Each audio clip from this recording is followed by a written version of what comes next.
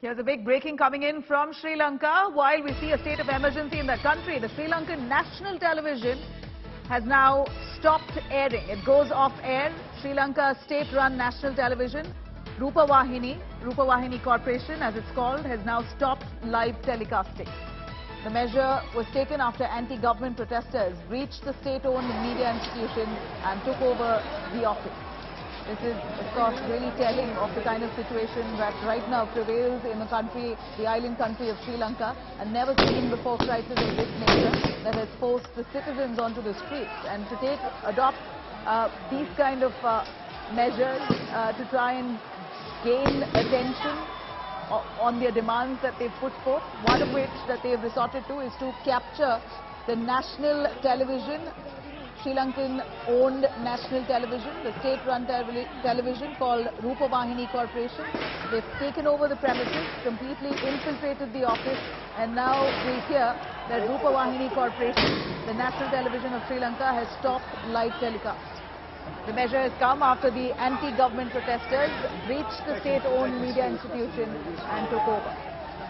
The huge developments coming in from the country of Sri Lanka. Remember, this is a state-owned television, Rupavahini Corporation, which is run by the Sri Lankan government, and this television channel, the national TV, has now stopped live telecast as protesters, common citizens, have barged into their office and literally taken over the premises, almost shutting down operations of that state-owned television with immediate effect.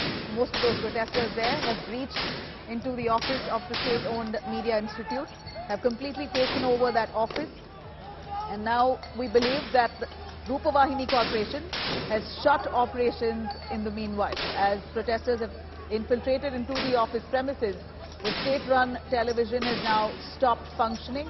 It's not on air any longer. Sri Lankan state-run national TV, Rupavahini Corporation, SLRC as it's called. SLRC, the state-run television, has now stopped live telecast.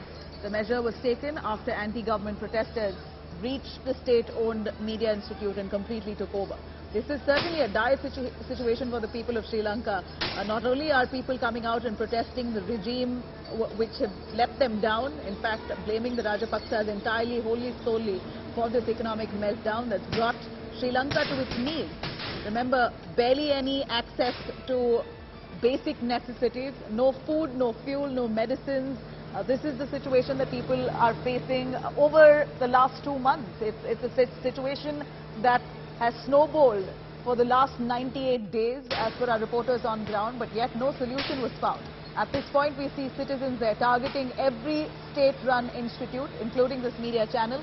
Sri Lanka's media network, which is called Rupavahini Corporation, has now been pulled off air by those local citizens who barged in, infiltrated into the office premises and literally taken over that institute, the media institute.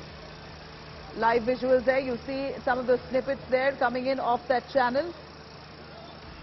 In fact, that channel that was live until a little while ago has now been fully taken off air after protesters barged into the office premises, and we believe post the infiltration, we hear that the office, those who are handling the office of that state-run TV, Rupavahini Corporation, have decided to turn down operations with immediate effect. These are some of the snippets of that national television. In fact, Rupavahini is a state-run national channel of Sri Lanka, was widely watched, and at this point, with protesters barging into the office of Rupavahini Corporation, the channel has decided to shut it down, turn down operations. They've gone off air. At this point, when we're seeing live telecast, in fact, they were relentlessly live with all the updates coming in from ground as their own, the country's population, citizens all out on the streets completely against the Rajapaksas and its government. All the people associated with Rajapaksa doesn't seem like they hold any more trust or credibility among the people of Sri Lanka. Absolutely no credibility left in the Rajapaksa government, including the state-run television Rupavahini Corporation, which is owned by the Sri Lankan government, clearly has lost In fact, the people have lost faith in any institute associated with the government, which is why this national TV, the state-run television Rupavahini, now comes under scanner and the ire of the public at large in Sri Lanka. Protesters now barging into the television's office and shutting down operations at this point. These are snippets that we're showing you of previous lives on our screens here. In fact, Rupavahini is a state-run, state-owned television, and they were broadcasting all the protests and agitation live all these days. It's been over 2 months now that Sri Lanka has been boiling with the worst ever economic meltdown. It appears that the country has literally been dragged to its knees. At this point, instead of facing the situation, the man at the helm, Gotabaya Rajapaksa, who's the president, has fled the country, even though he promised and assured that he will resign, and hopefully people of the country were looking forward for a new government, maybe an all-party government. At this point, it seems like he's further pushed the state into absolute anarchy by fleeing the country and running away from the situation, leaving the public angered and frustrated. Ashutosh, who's right there, who's bringing us those live updates, facing and braving those tear gas shells and those military personnel who are right now trying to calm situation, but it's far from peace. Ashutosh, far away from peace. As we see the visuals here, it seems like this is a tipping point for the people. Either you find a solution immediately, or we're going to see a dire situation for the people of Sri Lanka. Well, very unlikely. I don't see any quick solution immediately, that can put this situation to calm, because people, the numbers and the strength is continuously rising here, and they are trying to disperse the crowd, go home, but largely it is the sentiment, because this is not the battle just spontaneously triggered. It has been happening for several months, and it is the situation, the crunch that forced people to hit the street.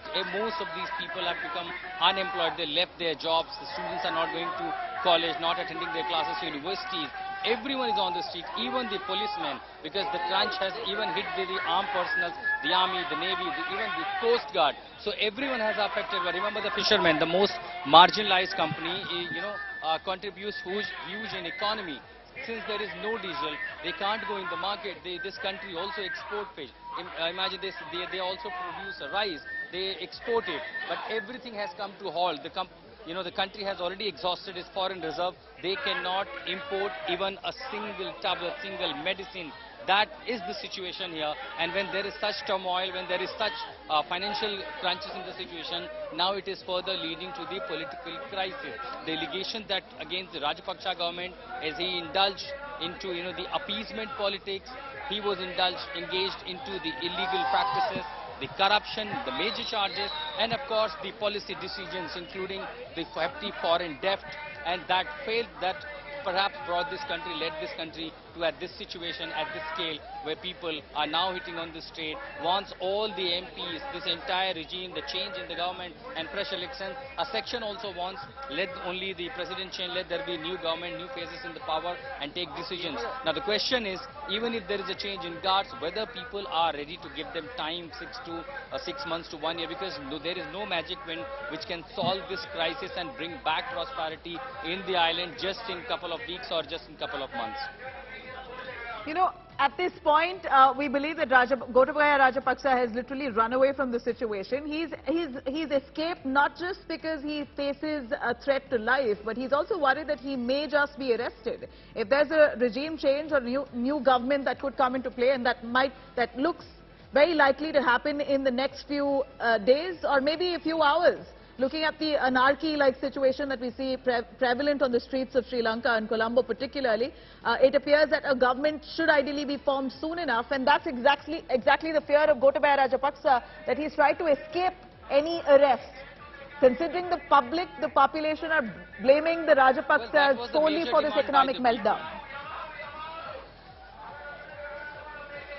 Well, that was the major demand by the people. They wanted the action against Rajapaksa family, the president, the prime minister, the cabinet ministers by the new regime, and that perhaps was anticipated by Rajapaksa. And clearly, what happens in democracy and usually in politics, that even if there is change in guard, usually such actions are never taken against the rivals or the opponent. But here the situation in Lanka is much different than the usual, because what has happened, that people were so determined that they knew if even the new government doesn't take action against Rajapaksa government, they could have again, hit the street. And this was anticipated by the former President Rajapaksa. Well, at this point, from what we see is that the President also has immunity, considering he still hasn't resigned. So he has immunity from arrest. But Ashutosh, stay with us. The big news right here is that protesters, angry with the Rajapaksas, have now barged into the state-run television office.